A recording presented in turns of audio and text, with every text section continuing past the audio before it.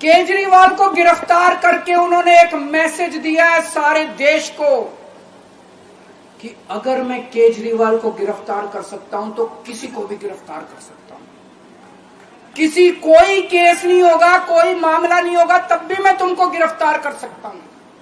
अगर ये चुनाव जीत गए, मेरे से लिखवा लो एफिडेविट के ऊपर। थोड़े दिन के बाद ममता दीदी जेल में होंगी, तेजस्वी यादव जेल में होगा, स्टैलिन साहब जेल के अंदर होंगे, पिनरई विजयन जेल के अंदर होंगे, उद्धव ठाकरे जेल के अंदर होंगे, जितने विपक्ष के नेता ये सारे जेल के अंदर होंगे। एक बेहद खतरनाक मिशन चालू किया हुआ है प्रधानमंत्री जी ने, बहुत ही खतरनाक। देशवासियों को ये समझने की, अब जब मैं बोलने जा रहा हूं, समझने की जरूरत है। उस मिशन का नाम है वन नेशन वन लीडर।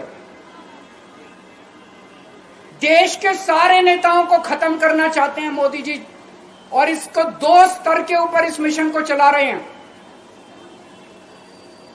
जितने विपक्ष के नेता हैं उनको जेल भेजेंगे, और जितने बीजेपी के नेता हैं उनको सबको निपटा देंगे, उनकी राजनीति खत्म करते जाएंगे, उनको सबको निपटाते जाएंगे।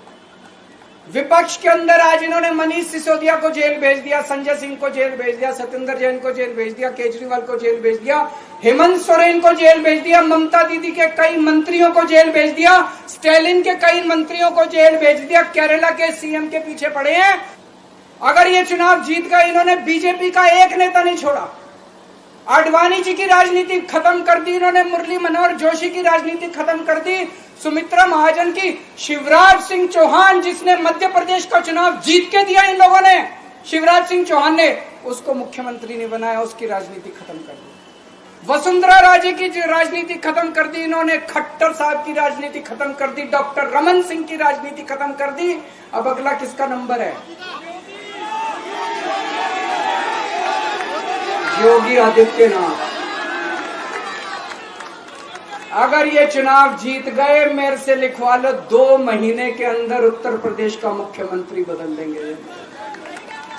योगी आदित्यनाथ की राजनीति खत्म करेंगे, उनको भी निपटा देंगे।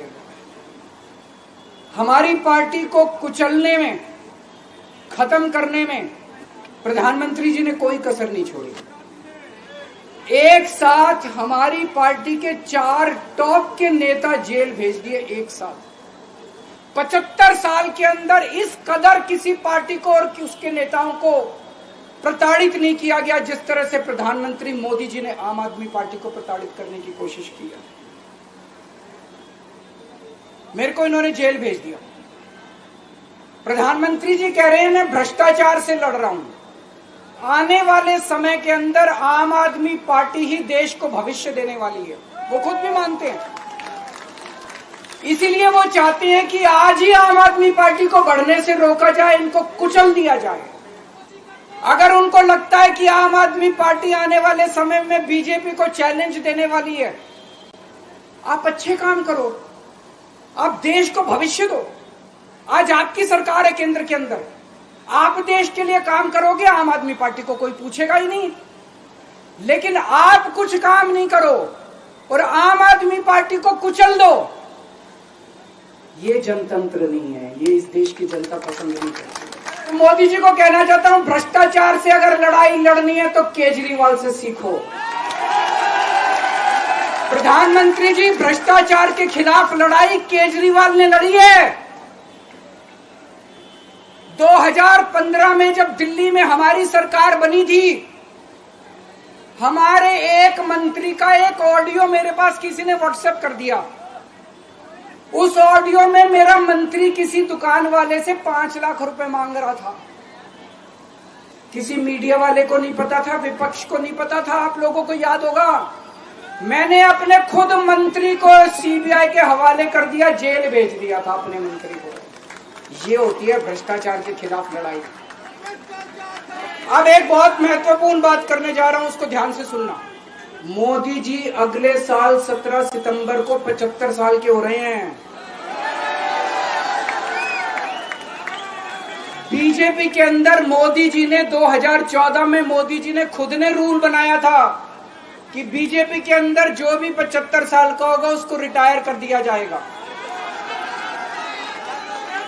सबसे पहले आडवाणी जी को रिटायर किया गया, उसके बाद मुरली मनोहर जोशी जी को रिटायर किया गया, फिर सुमित्रा महाजन को रिटायर किया गया, फिर यशवंत सिन्हा को रिटायर किया गया। अब मोदी जी अगले साल 17 सितंबर को रिटायर होने वाले हैं। तो मैं बीजेपी से पूछना चाहता हूं, आपका प्रधानमंत्री का दावेदार कौन है? दोस्तों, अगले साल 17 सितंबर तक अगर इनकी सरकार बनी, तो उस पे भी आऊंगा मैं, अगर इनकी सरकार बनी तो पहले अगले 2 महीने में योगी जी को निपटाएंगे ये, और उसके बाद मोदी जी के सबसे खास अमित शाह को ये प्रधानमंत्री बनाएंगे। तो मैं लोगों को, देश के लोगों को आगाह करना चाहता हूं, मोदी जी अपने लिए वोट नहीं मांग रहे, मोदी जी अमित शाह को प्रधानमंत्री बनाने के लिए वोट मांग रहे हैं। मैं पूछना चाहता हूं मोदी जी से और अमित शाह जी से, ये मोदी की गारंटी पूरी कौन करेगा? क्या अमित शाह मोदी की गारंटी पूरी करेंगे?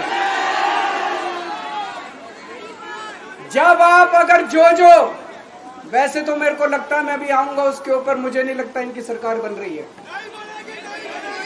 लेकिन जो बीजेपी को वोट देने जाएं, वो ये सोच के जाना कि आप मोदी जी के नाम पे वोट नहीं दे रहे, आप अमित शाह के नाम पे वोट दे रहे।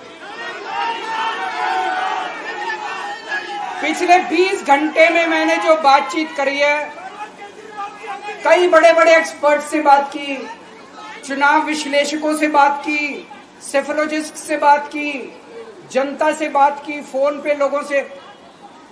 मेरा अपना आकलन है कि 4 जून के बाद इनकी सरकार नहीं बन रही, मोदी सरकार नहीं बन रही।